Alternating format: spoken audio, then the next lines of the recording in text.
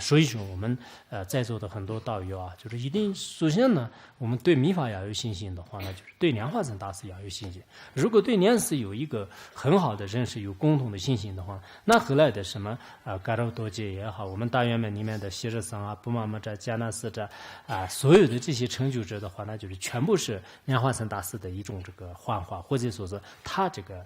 他的就是不同的一些这个现象来可以这个理解的。那么除了这个大圆满以外的，就是这个大梵王王啊，还有这个复藏品呐，还有一些其他的就是各教不同的一些这些上师们的专辑也好，上师们的这个画像呢，很容易理解。如果我们对莲花生大师没有一个很好的认识的话，那就是整个可能密宗啊，就是没办法就是很好的去接受。如果你密宗都不能接受的话呢，恐怕这个仙宗啊就是很难接受的，因为我们皈依的是佛法，佛法呢可以分那个仙宗和密宗。如果我们把这个密宗分开的一个仙宗呢，是不是一个完整的佛法呢？不是啊，就是不是一个完整的佛法。所以呢，我们就是佛法当中的一部分就是戒术，一部分舍弃的话呢，能不能就是往生，能不能就是得解脱呢？相当这个困难的。所以这以上呢，就是已经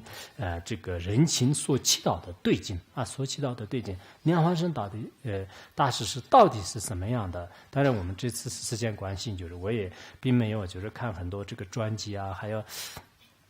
这个很多就是高僧大德们的那些专辑，如果有时间范的话，那就是肯定里面有很多精彩的这个公案呐，就是我都记得以前看过什么智悲光尊者的这个专辑啊，就是里面也有很多莲花生大师当时怎么这个摄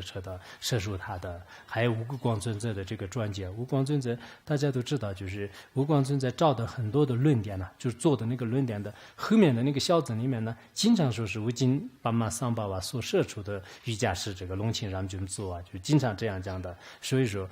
这个我们很多的这些密宗这个大德呢，都是莲花生大师这个摄持的。我希望我们仙宗的人呢，也是应该就是不要就是有很多的分别心啊。你这样这个分别心的话呢，其实是真的是对自己的解脱者有障碍的。因此这个阿弥陀佛是这个你要承许，但是阿弥陀佛的化身呢，你不承许的话呢，恐怕这是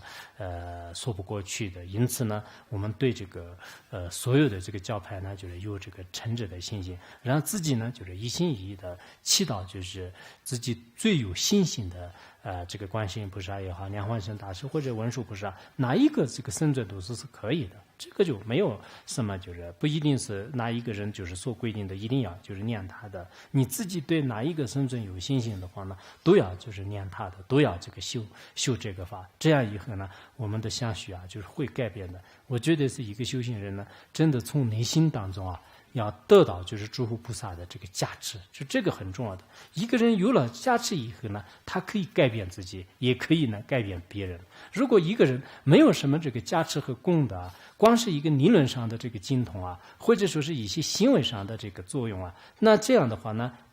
长期的不能改变自己，也不能就是改变他人啊。这的确，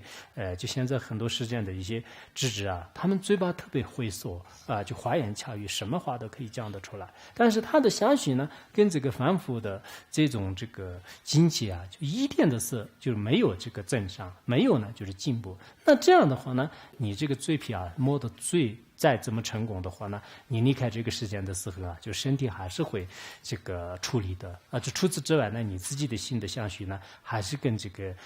就带着这个烦恼而这个漂泊于中阴当中。所以呢，我们始终都是，尤其是人生很难得的短暂的人生当中呢，自己一方面自己要努力的这个休息，同时呢，要祈祷这些生尊以后呢，这些智慧本尊呢，一定会是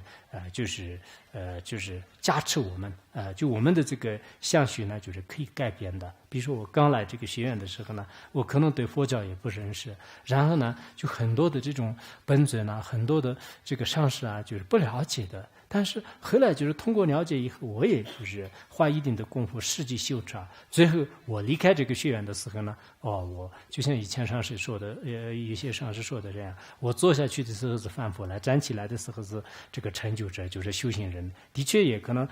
就是一座上能不能这样，我也不敢说。但是你入这个佛学院，入这个菩提学会的时候呢，你是特别就是烦恼僧中的一般的这个凡夫人。当你离开，或者是当你就是住一段时间以后呢，就是到这个红尘的时候呢，你的境界就是会有所改变的话呢，那这是我们这么多人也是辛辛苦苦就是给大家就是提供的，也是